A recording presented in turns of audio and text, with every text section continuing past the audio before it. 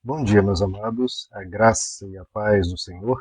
Eu sou o pastor Rômulo Pereira, da Igreja Batista, Palavra da Graça, e hoje nós vamos estudar os Atos dos Apóstolos, capítulo 15, versos 17 e 18, que dizem: Para que o restante dos homens busque o Senhor, e todos os gentios sobre os quais tem sido invocado o seu nome, diz o Senhor, que faz estas coisas conhecidas desde os tempos antigos. Bom, meus amados, quero aqui focar no verso 18, né, mas para contextualizar ali também o verso 17. Lembrando que aqui em Atos capítulo 15, estamos numa primeira grande reunião da igreja, chamado o primeiro grande concílio, o Concílio de Jerusalém, em que se debate a questão de o que os cristãos devem ou não guardar do Antigo Testamento. O apóstolo Pedro já fez o seu discurso, o apóstolo Paulo apresentou algumas questões, e agora Tiago, líder da igreja em Jerusalém, está apresentando aqui as suas razões para então dar uma conclusão e recomendações finais. Então ele começa dizendo que Pedro mostrou como, através dele, Deus alcançou os primeiros gentios, no caso lá em Atos capítulo 10, a casa de Cornélio, que a gente chama do Pentecoste dos gentios, em que o Espírito Santo se derramou na vida de vários gentios. E, após esse relato, o apóstolo Tiago diz aqui, quanto a isso, as Escrituras confirmam. E ele cita aqui Amós 9, que nós lemos aqui o trecho a partir do verso 17, mas começa no verso 16, em que Deus já havia prometido que os gentios se converteriam e invocariam o nome do Senhor. Então, Deus não era para ser uma exclusividade dos judeus. A revelação de Deus aos homens era para todos os seres humanos. E, então, o verso 18 aqui diz que essa conversão dos gentios é conhecida desde os tempos antigos. Por quê? Porque havia sido profetizada por Amós, no capítulo 9, séculos antes desse acontecimento, da conversão dos gentios que está ocorrendo aqui através dos apóstolos. O apóstolo Pedro, inicialmente, e depois em larga escala através do apóstolo Paulo.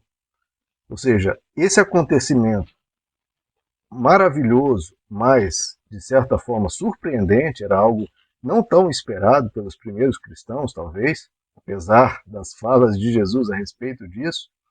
De repente, os cristãos, que no início era de maioria judaica, agora a maioria dos cristãos eram gentios, porque a pregação do evangelho estava se expandindo rapidamente. E o apóstolo Tiago que diz, olha, isso que parece tão surpreendente, tão inesperado, e será que era para acontecer mesmo? Sim, isso já estava previsto. Lá no livro de Amós, e diversas outras passagens já relatadas aqui, já citadas em vídeos anteriores, Deus já havia dito que era a vontade dele e que era o plano dele. Então veja, isso que está acontecendo não era algo novo, nem desconhecido, nem que nunca se ouviu falar. Pelo contrário, as escrituras previam. Porque diante de fenômenos espirituais, teológicos, há de se buscar se aquilo é biblicamente saudável, previsto e conhecido. E é isso que estão colocando, argumentando. Olha, isso não é algo que estranho à vontade de Deus, pelo contrário, é um cumprimento da vontade de Deus, porque isso estava previsto, profetizado, declarado, não apenas no livro de Amós, como no livro de Isaías, de Jeremias e por todos os profetas. Então, o chamado de Deus aos gentios sempre foi um plano de Deus desde a eternidade. E o que vem sendo argumentado é que esse chamado nunca foi colocado para que os gentios tivessem que guardar a lei. Não, eles eram chamados para a salvação, chamados para invocar o nome do Senhor, mas não para guardar a lei mosaica, conforme os judeus haviam se comprometido a guardar. Sempre quando há o chamado de Deus aos gentios, não há essa prerrogativa, essa premissa de que eles teriam que guardar a lei de Moisés. E aqui mostra também, né, queridos, uma prova categórica de como Deus conhece o futuro.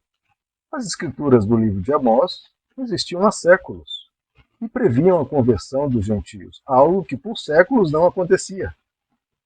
Fora alguns poucos em quantidade mínima, pouco significativa, os chamados prosélitos, alguns que se convertiam ao judaísmo. Mas isso numa escala muito pequena.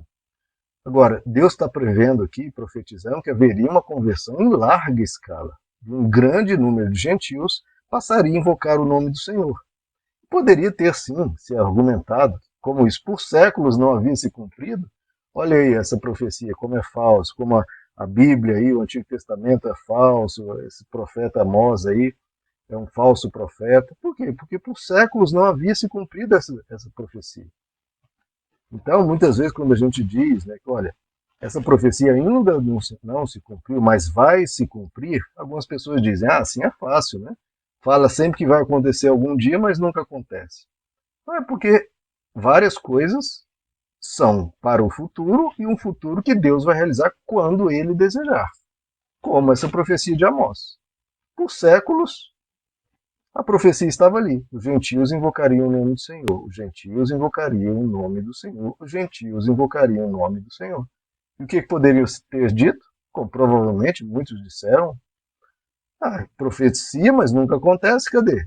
Vamos ver se acontece daqui a 10 anos. Não aconteceu. Daqui a 20 anos, aí, tá vendo? Nunca acontece. Então, é falso essas escrituras. Deus não existe. Deus não conhece o futuro. Esse Deus é falso, isso é mentira, etc.